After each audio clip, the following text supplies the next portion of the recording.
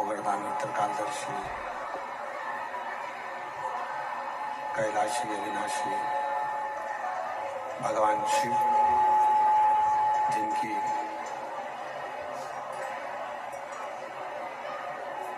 पुनीत पावन पवित्र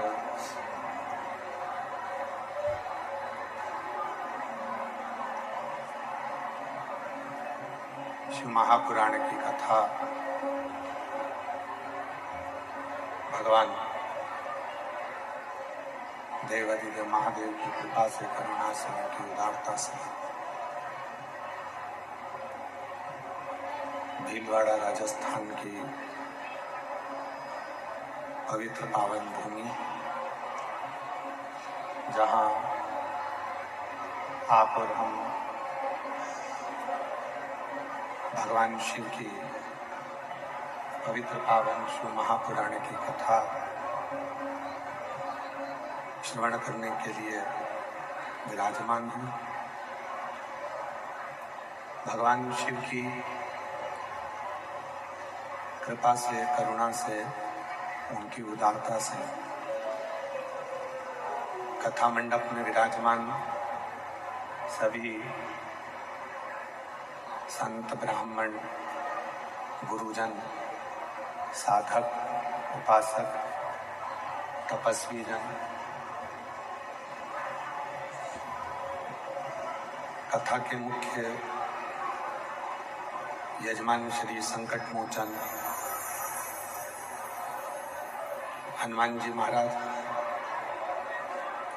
एवं श्री संकट मोचन हनुमान मंदिर के महंत श्री बाबूगिरी महाराज जी, जिन्होंने इस पवित्र कथा को आयोजित कर संपूर्ण भीलवाड़ा वालों का कल्याण किया। एक बार महंत श्री बाबूगिरी जी महाराज जी के लिए जोरदार ताली बजाकर उनका स्वागत, वंदन, अभिनंदन। कथा के ही मध्य में कथा को जागरूक रूप से कार्य करने वाले श्री विधायक जी अशोक जी कोठारी जी एवं शिव महापुराण कथा समिति, एक बार विधायक जी के लिए और समिति के लिए जोरदार ताली बजाकर उनका स्वागत, वंदन, अभिनंदन, जिन्होंने इस पवित्र पावन कथा को एक आनंदता के साथ कथा को प्रबलता प्रदान करें। और तेरी कृपा बिना एक भी श्वास तेरी कृपा से बखान क्या करूं मैं आँखों तेरे का, तकदीर बहुत रे खजाना कुबेर का। अंगधार मुक्ति वाले ओंकार तू, भोले ओंकार तू, आयो शरण प्यारे शंभो हारदार तू। शिव कृपा शिव महापुराण की कथा कहती है।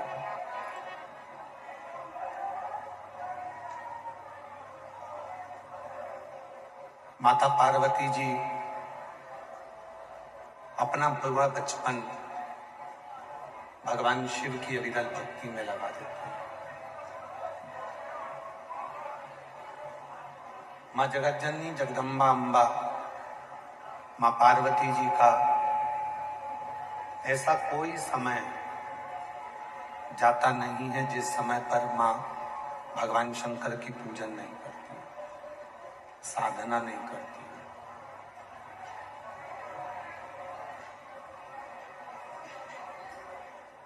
शिव को पाना है तो हमको अपना बचपन हो, जवानी हो, अधेड़ी हो, बुढ़ापा हो, सभी अवस्था में भगवान शंकर की आराधना करना पड़ेगा, भगवान शिव की साधना करना पड़ेगा। अब लोग क्या विचार करते हैं कि बचपन में क्या भगवान का भजन करना, अभी तो बाल्यावस्था है, छोटी अवस्था है, इसमें क्या भगवान का भजन करना। फिर मन आता है कि जवानी आई, जवानी में भाव उत्पन्न हुआ कि अभी तो हमारा पूरा जीवन पड़ा हुआ है, अभी क्या भगवान का भजन करना।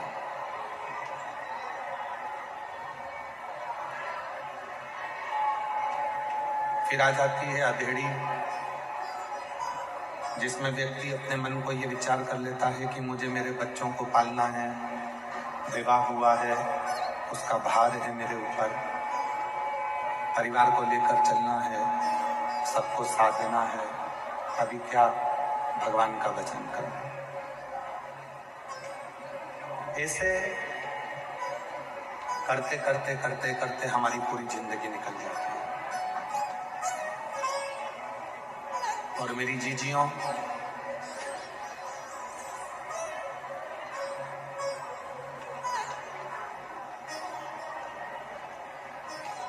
जिंदगी में केवल एक शिव है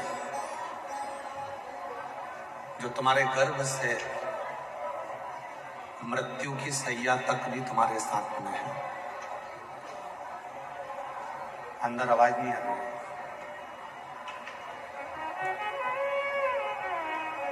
तुम्हारे जन्म से लेकर जब तुम गर्भ में रहते हो, गर्भ से लेकर मृत्यु की सैया तक शिव तुम्हारे साथ में रहते हैं। और मैंने तेरे भरोसे बाबा तेरे भरोसे हवा मुझे उड़ती जागी बाबा डोर है तो छड़ी नाम कटी जागी भोले मैं तेरी बदन शंभु मैं तेरी बदन हवा मुझे उड़ती जागी बाबा डोर है तो छड़ी नाम कटी जागी भोले मैं तेरी बदन। हमारे आपके जन्म लेने से भी पहले शिव हमें स्वीकार कर लेते हैं, और जब हमारे प्राण छूटते हैं, जब प्राण जाते हैं, तब भी शिव हमारे पास में खड़े रहते हैं। अब दुनिया के लोगों को क्या लगता है कि मेरा परिवार, मेरा कुटुंब, मेरे रिश्तेदार, मेरे नातेदार केवल यही मेरे हैं। तो शिव पुराण कहती है जब विपदा की घड़ी आती है तो जितने हमें अपने नजर आते हैं ये सबसे दूर खड़े नजर आते हैं। केवल एक अपनी श्रद्धा, विश्वास और शिव अपने पास है।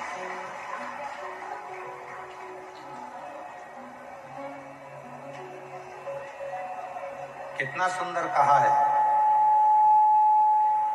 कचेरी का गेट, हॉस्पिटल का बेड और दुख के समय पर अपना गेट, तीन चीज का स्मरण करिएगा।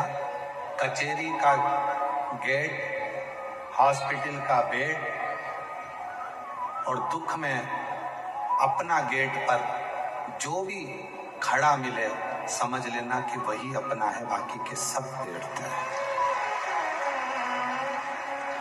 बाकी का कोई अपना नहीं। कोर्ट कचहरी का काम आया, सबको फोन लगाया, कोई आकर नहीं खड़ा।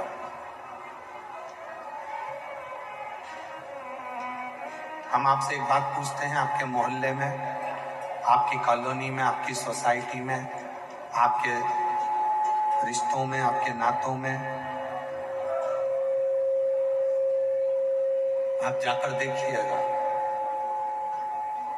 शादी हो रही है किसी की, उसकी शादी में 1000 लोगों का भोजन हुआ,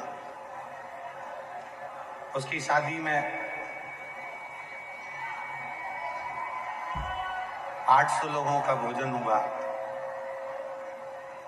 उसकी शादी में 1500-2000 लोगों का भोजन हुआ।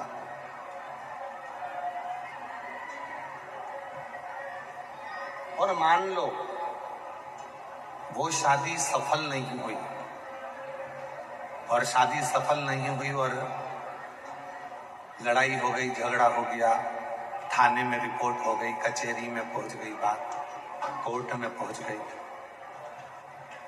और कोर्ट कचहरी में बात पहुंची और वहां तुमको गवाही के लिए नाम लिखा दिया गया, तो तुम तुरंत झगड़ा करने पहुंचोगे कि हमारा नाम क्यों लिखा। शादी में भोजन करने वाले 1000 थे, दूल्हे के घोड़े के आगे नाचने वाले 100-200 थे। रिसेप्शन में महिला संगीत में नाचने वाले 100, 200, 500 थे, पर जब तलाक की बात आई, दोनों का संबंध नहीं जमा, तलाक होने लगा। अब उस तलाक में जो 1000 लोग थे, उन सबका नाम लिखाओ कि ये खाना खाकर गए थे, इनसे पूछो कि लड़का लड़की में क्या दोष है। 500 आदमी का नाम लिखाओ, उनसे पूछा जाए कि ये लड़का लड़की का तलाक हो रहा है, इसमें लड़की अच्छी है कि लड़का अच्छा। दुख में, कचेरी में कोई तुम्हारे साथ में खड़ा नहीं मिलता। हॉस्पिटल के बेड पर एक दिन लोग देखने आ जाएंगे, वो भी लोकाचार की भाषा में, दिखावे की भाषा में, और हॉस्पिटल के बेड पर भी कोई तुम्हारे तरफ साथ खड़ा नहीं मिलता। दुख के समय पर तुम्हारे दरवाजे पर कोई खड़ा नहीं मिलता, तो फिर कैसे कह दें कि ये तुम्हारे रिश्तेदार हैं, ये तुम्हारे नातेदार हैं, ये तुम्हारे अपने हैं? कोई नहीं। फिर तो केवल एक स्मरण आता है, अंत समय प्रभु आना पड़ेगा, वचन दिया तो निभाना पड़ेगा। आए ना आए प्रभु को तुम कभी ना, अंत समय प्रभु आना पड़ेगा। वचन दिया तो निभाना पड़ेगा। फिर एक बात स्मरण में आती है कि अंत समय में फिर वही शिव एक हमारा है। मेरी जीजियों, मेरे जीजाओं, मेरी बेटियों, मेरे बेटाओं, मेरे बुजुर्ग माता पिता, स्मरण करिएगा, जब तुम्हारी जिंदगी में, संसार के किसी भी व्यक्ति की जिंदगी में जब तकलीफ आती है, दुख आता है, जब बहुत ज्यादा परेशानी आती है, तो अपना खुद का मकान, खुद की दुकान भी बिक जाती है।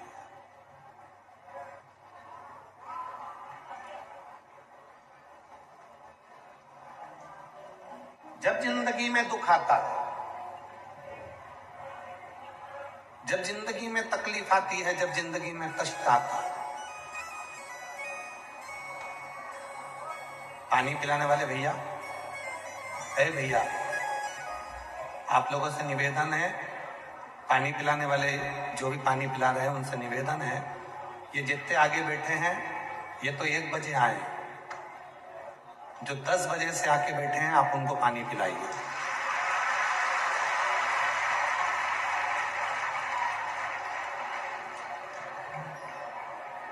ये सब 1 बजे आए हैं जो आगे आगे बैठे हैं। जो 10 बजे से आए हैं, अगर पानी पिलाने का इतना है तो आप वहां जाकर पिलाइए, जो 10 बजे से धूप में जगह संभाल संभाल कर बैठे।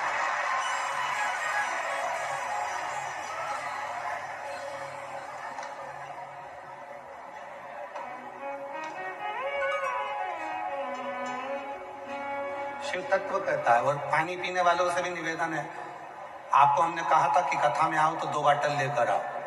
आप अपने साथ में 2 बाटल लाए हो तो आपको पानी लेने की जरूरत नहीं है। जो घर से चले हैं, 200 किलोमीटर दूर से आए हैं, बस में चढ़कर, ट्रेन में चढ़कर, जिनके पास नहीं है, पानी की जरूरत उनको है, उनको दिया जाए, उनको जरूरत। आप लोग कथा सुनो, कहो कि भैया डिस्टर्ब मत करो, हमें कथा सुनने दो, बहुत दूर से आए हम लोग, 50-100 रुपए खर्च कर कर आए, थोड़ी सी कथा हमारी जिंदगी में उतर जाने दो।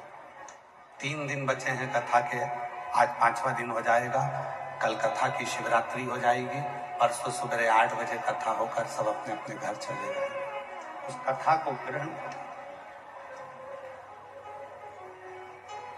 विपदा की घड़ी आती है, तकलीफ की घड़ी आती है, दुख की घड़ी आती है, तब अपना मकान, अपनी दुकान भी चली जाती है, सब कुछ समाप्त हो जाता है। तब कोई नहीं आता। आपका कोई रिश्तेदार ऐसा नहीं होगा कि आपके ऊपर 10 लाख का कर्जा हो गया, उसमें से 5 लाख रुपए कोई रिश्तेदार तुमको दे दे। बोलो देगा क्या? जम के बोलो, देगा? नहीं देगा। बोलो जी जी आओ, देगा कोई? नहीं। दुख है, तकलीफ है, कष्ट है, परेशानी है। रिश्तेदार का मतलब क्या होता है कि अगर कोई दुख में है, तकलीफ में है, कष्ट में है, परेशानी में है, तो उसको थोड़ा सा सहयोग प्रदान करो, कुछ मत करो। शिव महापुराण की कथा तो यहां तक कहती है कि तुम किसी का कर्जा नहीं चुकाते सकते तो मत चुकाओ। आप किसी का कर्जा नहीं चुका सकते, मत चुकाओ। शिव पुराण कहती है बस इतना तो कर सकते हो कि आप अपने रिश्तेदार जो कर्जे में डूबा हुआ है, तकलीफ में डूबा हुआ है, उसके बच्चों को पढ़ा तो सकते हो, उसको एजुकेशन तो दिला सकते हो, उसकी चिकित्सा तो करा सकते हो। ये भी है।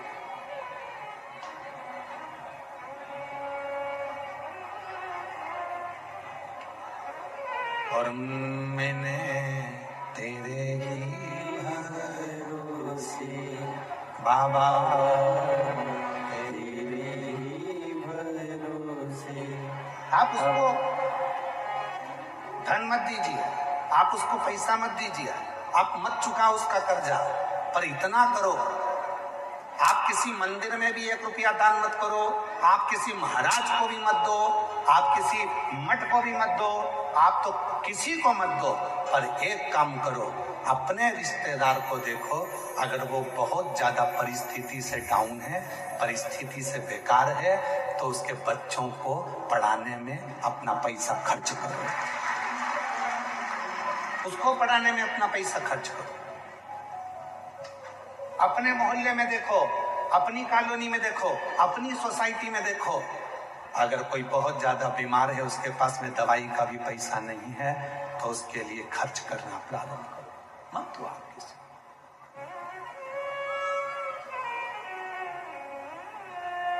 वो रिश्तेदार किसी काम के नहीं जो दुख की घड़ी में शामिल ना हो। कचेरी के गेट पर, हॉस्पिटल के बेड पर, और दुख की घड़ी में तुम्हारे गेट पर जो खड़ा मिले, समझ लेना वही तुम्हारा रिश्तेदार है, बाकी के सब देता है, बाकी का कोई नहीं। और एक अंदाजा लगा कर देखना, आप विचार कर कर देखना, आप जब विपदा की घड़ी में, दुख की घड़ी में मकान बिकता है, दुख की घड़ी में जब दुकान बिकती है, तो खरीदने वाला कोई दूसरा नहीं होता, सबसे पहले खरीदने अपना सगा भाई ही खड़ा होता है। दुकान खरीदने, मकान खरीदने कोई दूसरा खड़ा नहीं होगा, पहले अपना भाई खड़ा होगा।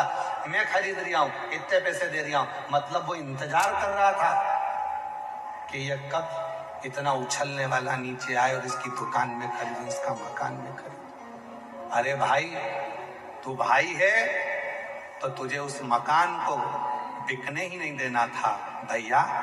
मैं भी जमीन पर पैसा छोड़कर जाऊंगा और तू भी यहीं छोड़कर जाएगा।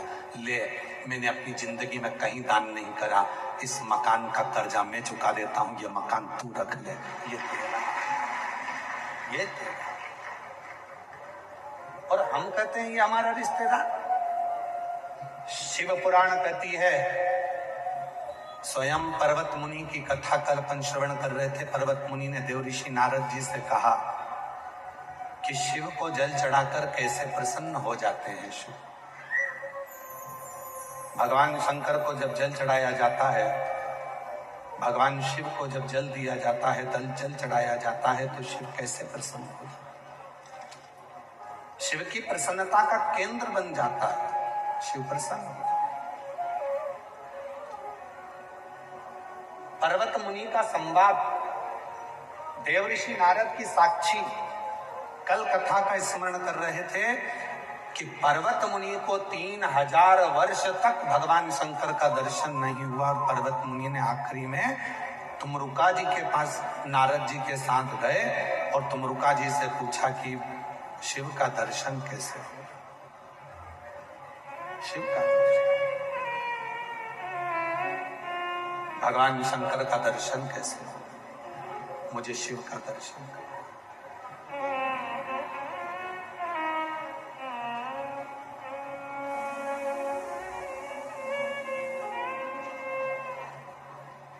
मुझे और कुछ नहीं करना है, मुझे केवल शिव का दर्शन। तुमरुका जी ने 7 सूत्र पर्वत मुनि को दिए हैं। मेरी जितनी भीलवाड़ा की मेरी जीजी आई हैं, मेरे जितने जीजा बैठे हैं, जितनी बेटियां बैठी हैं, जितने बेटा बैठे हैं, जितने मेरे बुजुर्ग माँ बाप बैठे हैं, वो सावधानी से इन 7 सूत्रों को ध्यान करें। 7 सूत्र हैं जो तुमरुका जी ने पर्वत मुनि को भगवान शंकर के दर्शन के लिए दिया कि शिव का दर्शन कैसे हो सकता। तो पहला सूत्र बताया पर्वत मुनि को तुमरुका जी ने, पहला सूत्र है शिव भक्त के साथ रहकर शिव भक्ति करें। तो पूछा इसका फायदा क्या, तो कहा चुंबक जो होती है ना, अगर लोहे को अपने साथ चिपका कर रखती है तो एक दिन ऐसा आता है कि चुंबक उस लोहे को ऐसा कर देती है कि वो लोहा भी दूसरी वस्तु को खींचने लगता है, वो भी चुंबक की तरह हो जाता है। एक शिव भक्त जब दूसरे को अपने साथ रखता है तो उसको भी शंकर का परम भक्त बना देता है, शिव की भक्ति में डुबो देता है।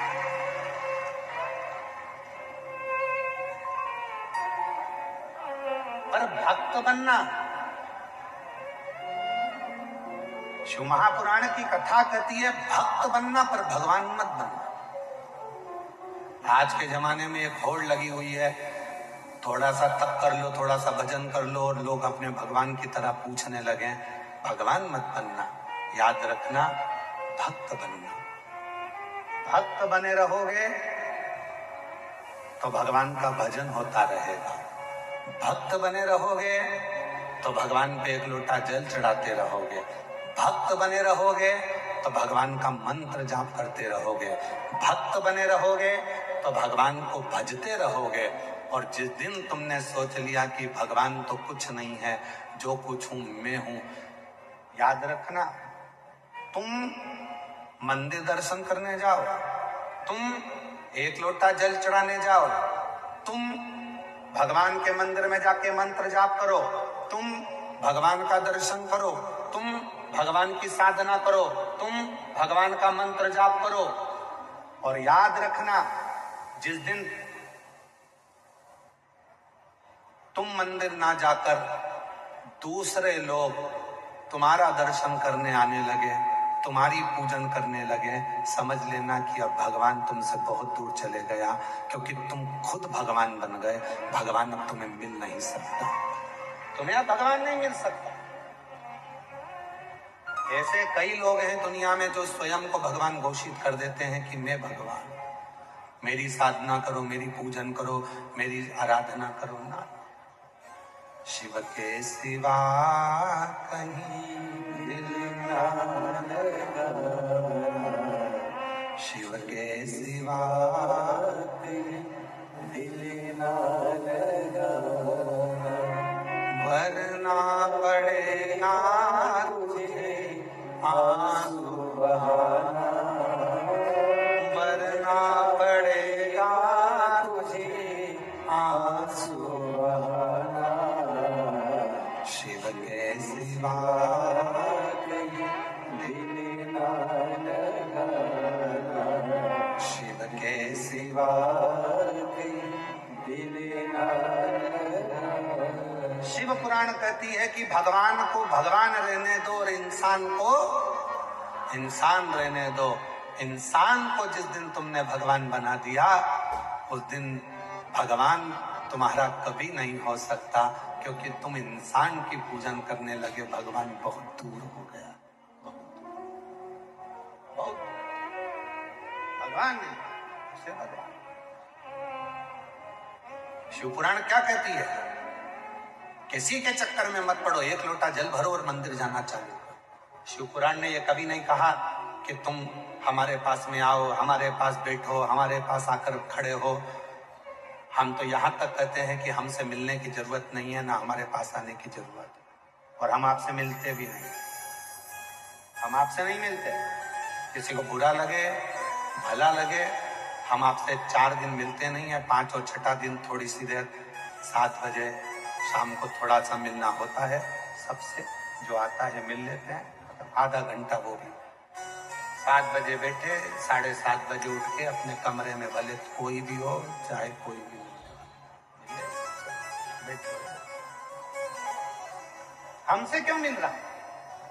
क्या कारण है तुमको हमसे मिलने का? कई लोग कहते हैं हमें उन महाराज जी से मिलना। क्यों मिलना उनसे? क्या कारण है मिलने का? आपको वो महाराज जी ने जो मंत्र बताया है, जो महाराज जी ने उपाय बताया है, जो महाराज जी ने भरी सभा में कथा में बताया है, तुम उसको मनन चिंतन करो, अपने चित्त में उतारो और एक लोटा जल चढ़ाओ। महाराज जी के चक्कर में क्यों पड़ो? उस महादेव के चक्कर में क्यों नहीं पड़ते? शिव के चक्कर में, भगवान के चक्कर में पड़ो। ये इधर उधर भटकना छोड़ दो, बिल्कुल छोड़ दो।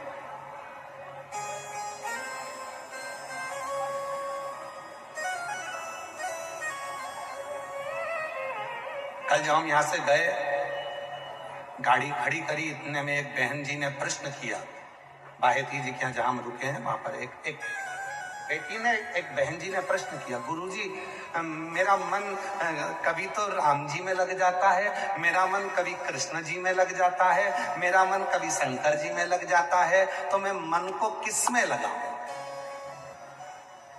अब हम कहना तो बहुत कुछ चाह रहे थे, परंतु हमने कहा कुछ नहीं। हमने कहा इसका उत्तर हम कल देंगे। मेरा मन कभी राम जी में लग जाता है, कभी कृष्ण में लग जाता है, कभी हनुमान जी में लग जाता है, कभी शंकर जी में लग जाता है। इस मन को मैं किसमें लगाऊं? तो हमारा निवेदन है, अभी भी तुम सब्जी मंडी में खड़े हो, अभी भी तुम कपड़े की दुकान में खड़े हो, ये वाली साड़ी लूं कि ये वाली लूं, भिंडी लूं कि गिलकी लूं, लौकी लूं कि कद्दू लूं, टमाटर लूं कि हरा धना लूं, अभी भी तुम सब्जी मंडी में ही खड़े हो, अभी भी तुम कपड़े की दुकान पर ही खड़े हो, अभी भी तुम्हारी बुद्धि में यही चल रहा है, राम को भजूं, कृष्ण को भजूं, शिव को भजूं कि हनुमान को भजूं। और शिव महापुराण की कथा कहती है, शंकर जी के शिवलिंग पर जब जल चढ़ाया जाता है, उसके ऊपर 3 पांव लगे होते हैं, उसके ऊपर एक लोटा रखा होता है, उसमें से एक एक बूंद पानी नीचे गिरता है।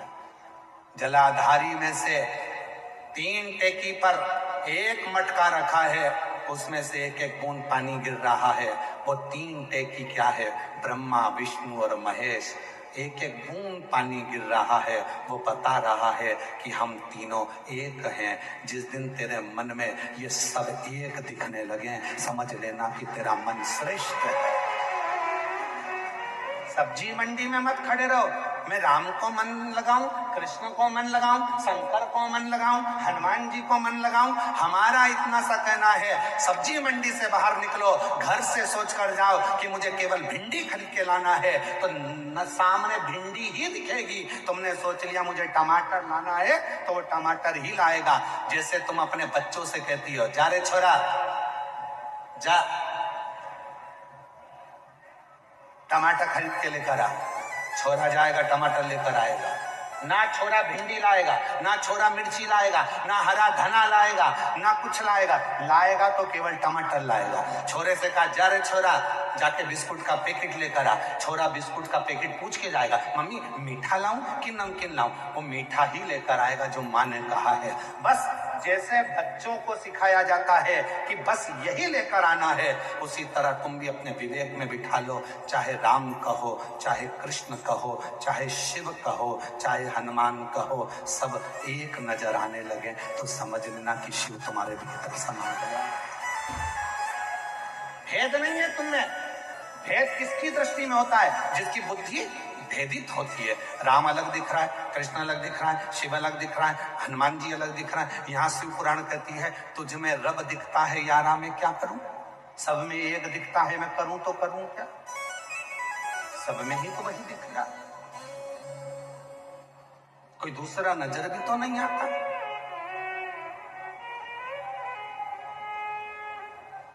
जब से देखा तुझे डमरू वाले,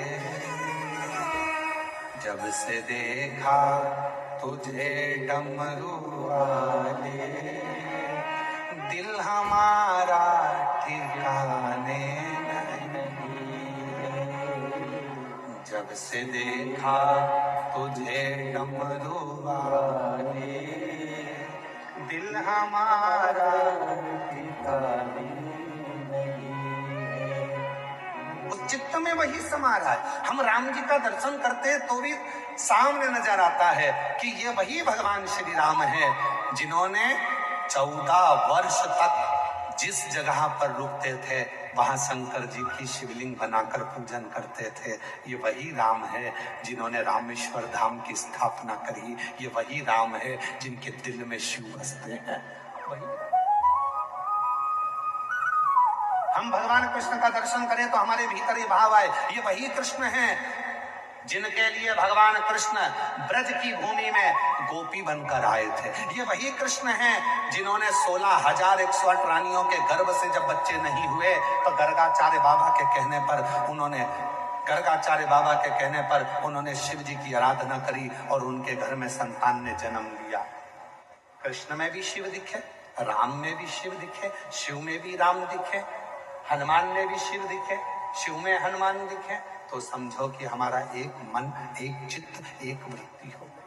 हम आपको ये मना नहीं करेंगे कि आप राम ना भजें, हम ये नहीं कहते कि आप कृष्णा ना भजें, सब भजो, पर सब में एक नजर आए, सब में चित्त ना लगे। देखो सबको,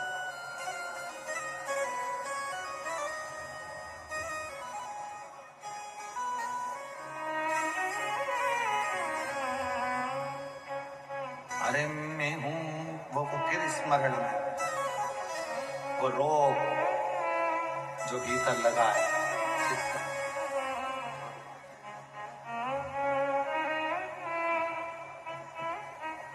अरे मैं हूं शिव रोगी, मेरी दवा तो कराओ, जाओ जाओ जाओ काशी वाले को बुलाओ। मैं हूं शिव, मेरी दवा तो कराओ, जाओ जाओ जाओ डमरू वाले को बुलाओ। मैं हूं शिव।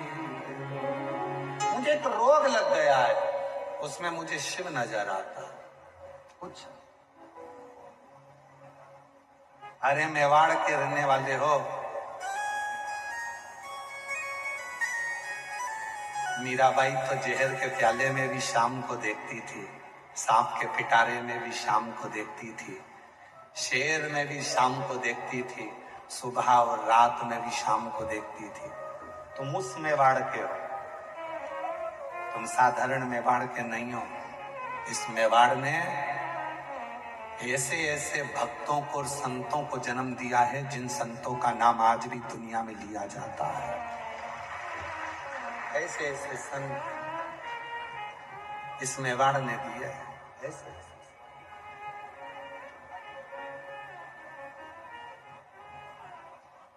कोई साधारण नहीं हो तुम। पर्वत मुनि को 7 सूत्र तुमरुका जी ने दिया, उसमें पहला सूत्र है पर्वत मुनि को जो दिया, शिव भक्त के साथ भक्ति पर, शिव भक्त के साथ। क्यों कहते हैं आपसे कि कथा के पंडाल में आप कथा श्रवण करें। आज लाखों की संख्या में भक्त आए हैं, अलग से और भी टेंट लगाए गए, पर उन टेंटों में भी जगह नहीं। और आज जितने दिख रहे हैं, कल कथा की शिवरात्रि रहेगी 6ठा दिन, इससे 1.5 गुना कल दिखेंगे आपको। इसी पंडाल। इसको 1.5 गुना कर लेना, जितने आज दिख रहा है इससे 1.5 गुना कल नजर आएंगे, क्योंकि कल कथा की शिवरात्रि है। कल कथा का छठा दिन रहता है, तो लोग कथा श्रवण करने के लिए आते हैं, रात्रि का विश्राम करते हैं और परसों कथा सुबह 8 बजे से 11 बजे तक सुनकर मिट्टी को प्रणाम कर कर यहाँ की रज को शरीर से लगाकर सब अपने घर चले जाते हैं। आज जितने दिख रहे हैं मैं चूने की लाइन डाल देना, उससे दुगने 1.5 आपको कल मिलेंगे जो इंतजार में है कथा की शिवरात्रि। तो कथा की शिवरात्रि का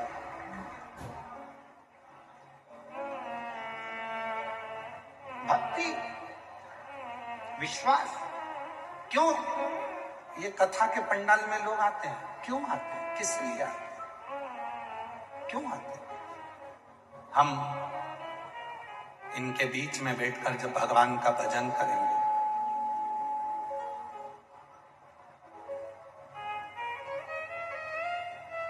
थोड़ा सा रस शिव नाम का इनके भीतर जो बैठा हुआ है वो भी हमें स्पर्श करे, वो भी स्पर्श छुएगा,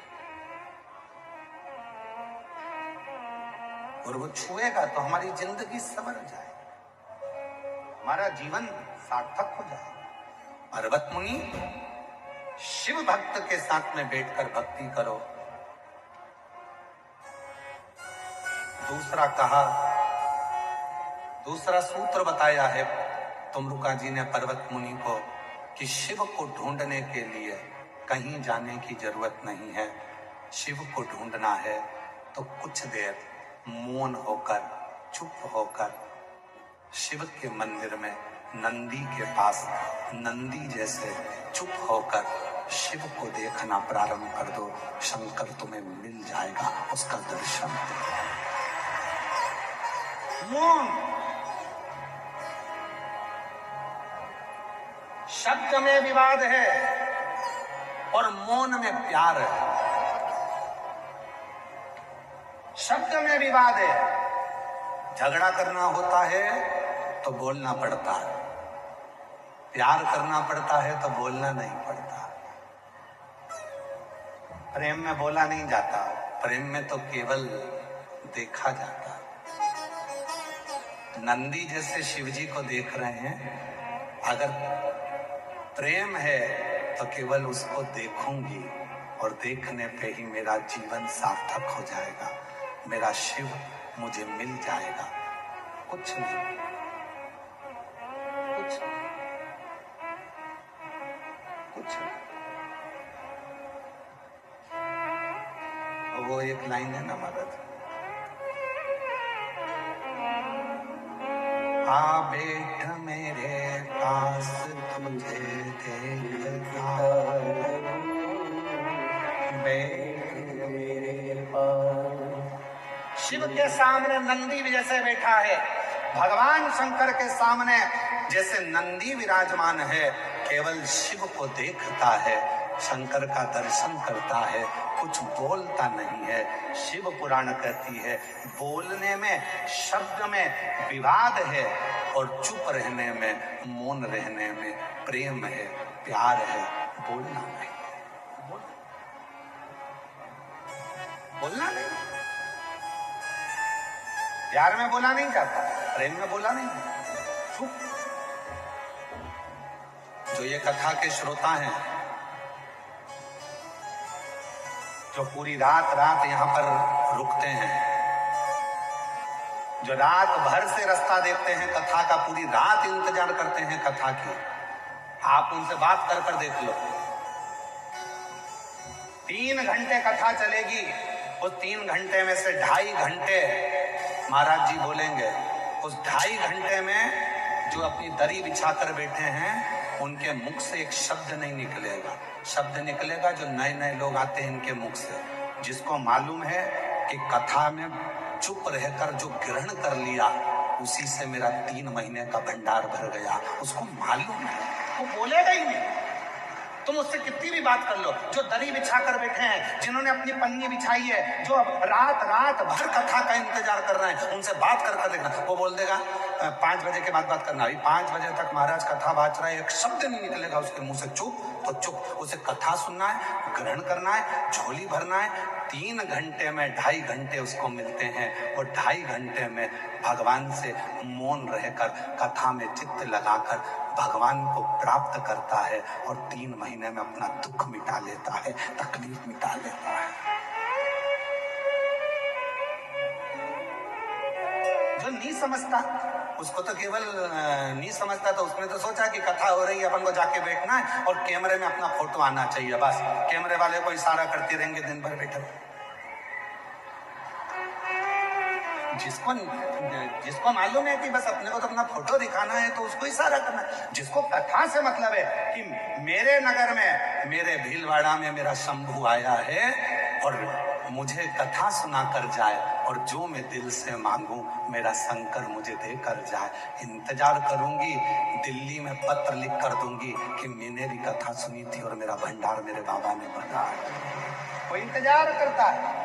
एक पत्र भेजा एक बहन जी ने, जयपुर की एक लड़की जो अभी कथा सुनकर आई है, उसने पत्र भेजा। हम ऐसे पत्र का इंतजार तुम्हारा दिल्ली में करेंगे कि भीलवाड़ा से भी पत्र दिल्ली में आना चाहिए कि हमने भीलवाड़ा की कथा सुनी थी और मेरे बाबा ने मुझे ये दिया। एक बेटी ने पत्र लिखा है, मेरा नाम प्रियंका प्रजापति है, मैं राजस्थान के डीडवाना जिले के गांव नुवा की रहने वाली हूँ। कहीं बैठी हो तो हाथ हिला सकती हैं, आप ही हैं बेटा, वापिस हाथ हिलाइए एक बार। हाँ, आ जाइए, आ जाओ, तीनों आ जाओ। मेरा नाम प्रियंका प्रजापति है, मैं राजस्थान के डीडवाना जिले के गांव नुवा की रहने वाली हूँ। बाबा, 1 लोटे जल की मैं क्या वर्णन करूं। पत्र एलईडी पर चल रहा है, सभी लोग वहीं बैठकर पत्र को पढ़ेंगे। एलईडियां लगी हैं, कोई भी खड़े होकर इधर उधर नहीं झांकेगा। केवल इसीलिए आप लोगों को एलईडी पर पत्र पढ़वा रहे हैं क्योंकि कल आप लोग इधर उधर झांका झांकी कर रहे थे। तो एलईडियां लगी हैं, पत्र आप एलईडी पर पढ़ें और उसी पर स्मरण करें। कोई भी उठे नहीं, यहां वहां खड़ा नहीं हो। मेरा नाम प्रियंका प्रजापति है, मैं राजस्थान के डीडवाना जिले के गांव नुवा की रहने वाली हूँ। बाबा, 1 लोटे जल का मैं क्या वर्णन करूं। पिछले साल जब आपकी कथा विद्याधर नगर जयपुर में आई थी, तब मैंने चाची के कहने पर पंडाल में बैठकर कथा सुनी थी, और बाबा सरकारी नौकरी की कामना भोलेनाथ जी से करी थी। बाबा, मुझे मालूम नहीं था कि शिव सुनता है। मैंने परीक्षा देना प्रारंभ करा, फिर वापिस दूसरी कथा आपकी जयपुर में सांगानेर मानसरोवर में हुई। मैं फिर वापिस अपने परिवार के साथ में सांगानेर जयपुर की कथा में अभी कुछ दिन पहले पहुंच गई। वहां पर बाबा से प्रार्थना करी, बाबा इतने एग्जाम दिए पर रिजल्ट नहीं आया, बाबा मेरे लिए तो कुछ कर। वहां की मिट्टी को नमन कर कर कहा, अगर बाबा तू ये जयपुर की सांगानेर की कथा, मानसरोवर वाली कथा में मेरा रिजल्ट ला देगा, तो मैं जो कथा भीलवाड़ा में हो रही है वहां प्रणाम करने के लिए जाऊंगी। आज बाबा को नमन करने आई हूँ गुरुदेव, मेरे बाबा ने मेरा रिजल्ट ला दिया, और बाबा ने आज मेरे ऐसी कृपा कर दी कि मैंने जो एसएससी सीजीएल की परीक्षा दी थी उसका परिणाम आ गया, और आज मैं रक्षा मंत्रालय में ऑडिटर के पद पर नियुक्त हो गई। मैं बाबा को प्रणाम करने के लिए आज रक्षा मंत्रालय में मेरा सबसे बड़ा पद मुझे बाबा ने दे दिया। गुरुदेव, उम्मीद नहीं थी जो मेरे बाबा ने दिया। गुरुजी, अभी तो मेरे बाबा की कृपा से केवल आपकी परीक्षा लेने के लिए मैं जयपुर की कथा में गई थी।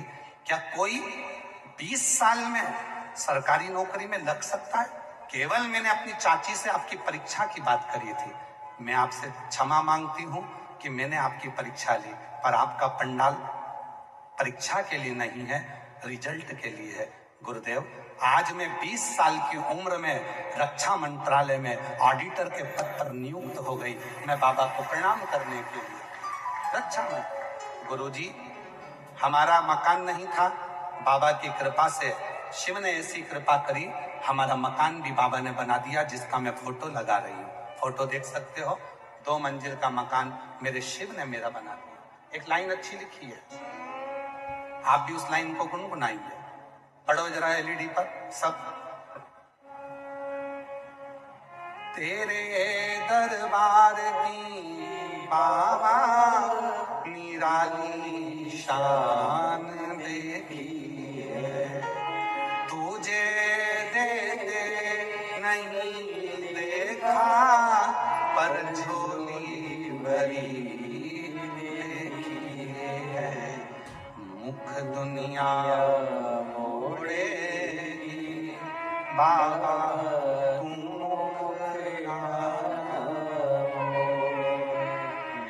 लगी परिधि बाबा तू आए हो कथा में, 50 रुपए आपके खर्च हुए, 100 रुपए गाड़ी में लग गए, 50 रुपए टिकट में लग गए, रेल में लग गए, धक्के खाए, 42 डिग्री टेम्परेचर में चलकर तुम कथा पंडाल तक आए। अपना समय बर्बाद करने के लिए नहीं आए हो, बाबा से बात करने के लिए आए हो। बैठे हो इधर उधर ध्यान न लगाकर अपने बाप से, अपने बाबा से बात करना। बाबा सबकी झोली भरता है, मेरी भी भरना रे कुबेर भंडारी, तेरी कथा सुनने आई हूँ, मेरा पत्र दिल्ली में पहुंचे, ऐसी कृपा करना, मुझे भी तू देना। इस बेटी ने वही था, उसने अपने पत्र में लिखा, मैंने सांगानेर की कथा में, मानसरोवर की कथा में, वहां मिट्टी को हाथ में लेकर कह दिया कि अब तुझे रिजल्ट देना पड़ेगा, और मैं भीलवाड़ा में पत्र लिखूं, ऐसी कृपा करना। और मेरा पत्र भीलवाड़ा में आ गया। ये विश्वास कितना प्रबल है, आप कितना प्रबल। आए उसकी कथा, उसको ढूंढने नहीं जाना है, बिल्कुल मत जाओ उसको ढूंढने के लिए।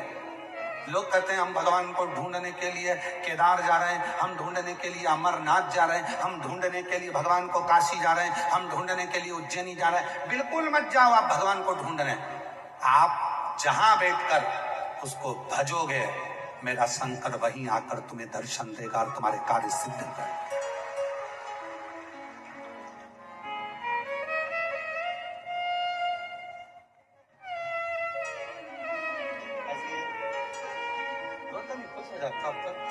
नहीं अच्छा, आंसू बजे आंसू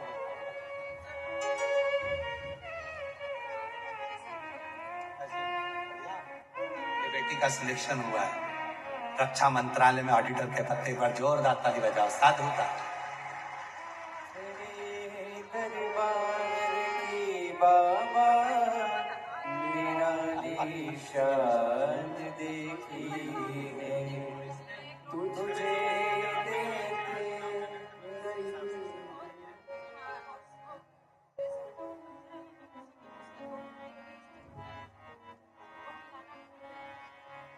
जी कह रही है, गुरुजी पूरा लोग हंसता था किस महाराज के चक्कर में पड़ी हो, और आज पूरा घर कहता है कि शंकर का एक लोटा जल जीवन बदल देता है, किस्मत बदल।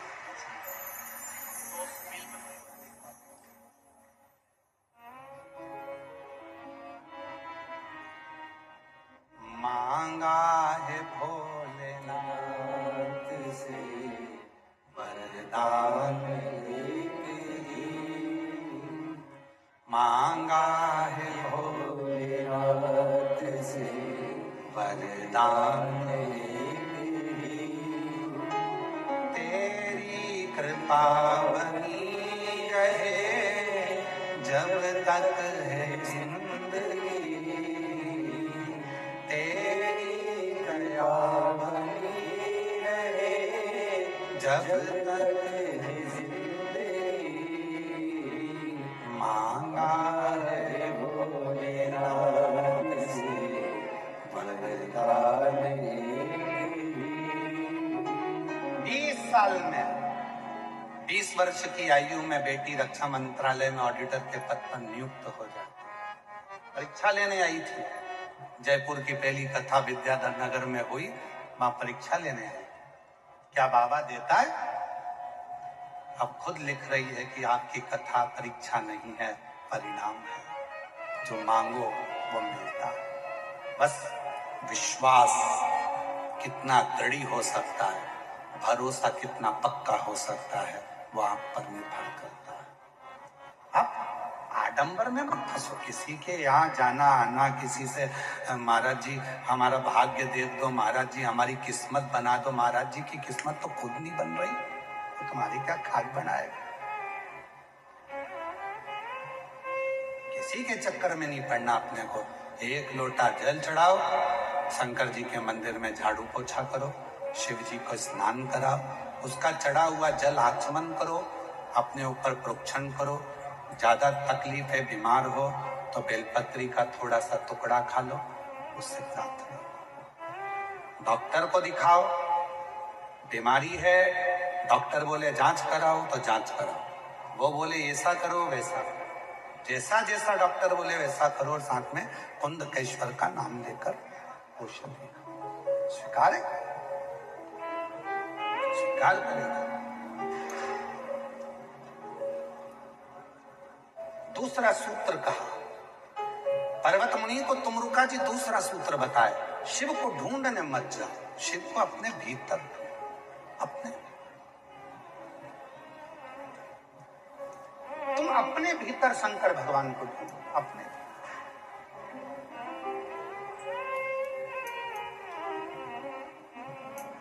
हम जहां ठहरे हैं बाहेती जी के यहाँ पर, वहां बाहर सिक्योरिटी के लिए पुलिस फोर्स लगी हुई है, अंदर भी भ्रमण करते हैं वो पुलिस के लिए, सेवादार भी सेवा करने वाले लगे हैं। कल वो आशीष से कह रहे थे कि गुरुजी आते हैं, कक्ष में रहते हैं, कक्ष से बाहर नहीं निकलते। हमें 4 दिन हो गए, ना वो शाम को दिखते हैं ना सुबह दिखते हैं, केवल कथा के समय नीचे आते हैं और कथा में से ऊपर जाते हैं, फिर इसके बाद नहीं दिखते। मिलते नहीं क्या? हमारा निवेदन है, आप हमसे मत मिलो, एक लोटा जल लेकर मेरे बाप से मिलो, मेरा महादेव से मिलो। वो सुख जो वो देगा वो दुनिया में कोई नहीं दे सकता। जो वो देगा उसके सिवाय कोई नहीं देगा।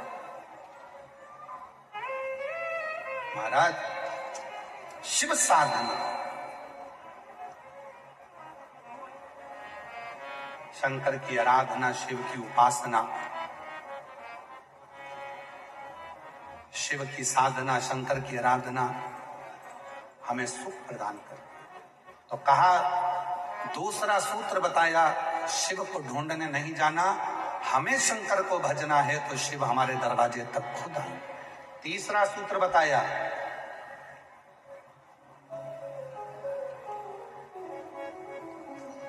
कभी भी किसी देवता में भेद नहीं करना। राम बड़े, कृष्ण बड़े, शिव बड़े, ब्रह्मा बड़े, देवी बड़ी, देवता बड़े, किसी में भी भेद मत।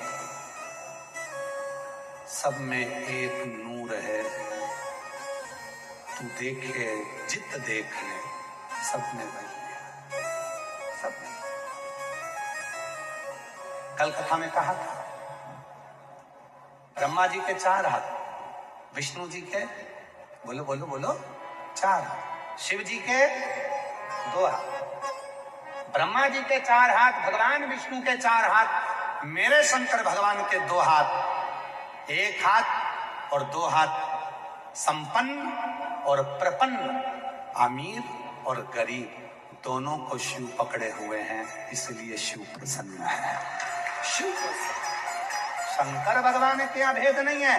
दुनिया के लोगों ने कह दिया साहब वो देवता तो पैसे वालों के देवता, उनको ये भजेंगे, उनको वो भजेंगे। भगवान वो देवता तो उनके पैसे वालों के, करोड़पति के, धनपति के, वो देवता उनके। मेरा शंकर भगवान तुम्हारा जितना है उतना असुरों का भी है। मेरा शंकर भगवान, तुम किसी भी एक असुर को उठाकर बता दो जिसने भगवान नारायण की आराधना करी हो, रावण भी अगर आराधना करता है तो शिव की, कंस भी आराधना करता है तो शिव की, हिरण्यकश्यप भी आराधना करता है तो शिव की, हिरण्यकशिपु आराधना करता है तो शिव की, मनुष्य आराधना करते हैं तो शिव की, गंधर्व आराधना करते हैं तो शिव की, किन्नर आराधना करते हैं तो शिव की, नाग आराधना करते हैं तो शिव की, पितृ आराधना करते हैं तो शिव की, पशु आराधना करते हैं तो शिव की, पक्षी आराधना करते हैं तो शिव की। 33 कोटि देवता में केवल एक देव अधिदेव महादेव ऐसे हैं जिनको नाग, गंधर्व, किन्नर, अप्सरा सब भजते हैं और वो सबको देता है। वो संपन्न को भी दे रहा है तो प्रपन्न को भी दे रहा है, वो बड़ों को दे रहा है तो छोटों को भी दे रहा है। वो अमीर को दिलाया, हमारी शादी है, हमारा फोटो खींचना है, हमारे स्टेटस डालना है, हमारी मर्जी, हमें किसके साथ रखना?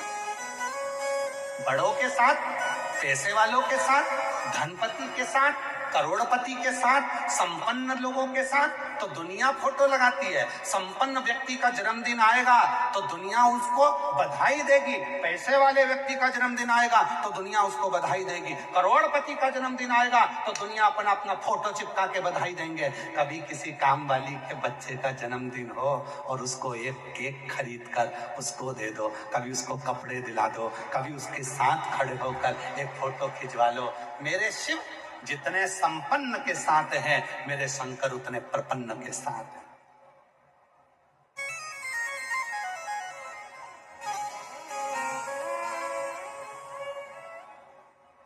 बड़े लोगों के साथ कितना भी फोटो खिंचा लो, ये तुम्हारा साथ मात नहीं देने वाले।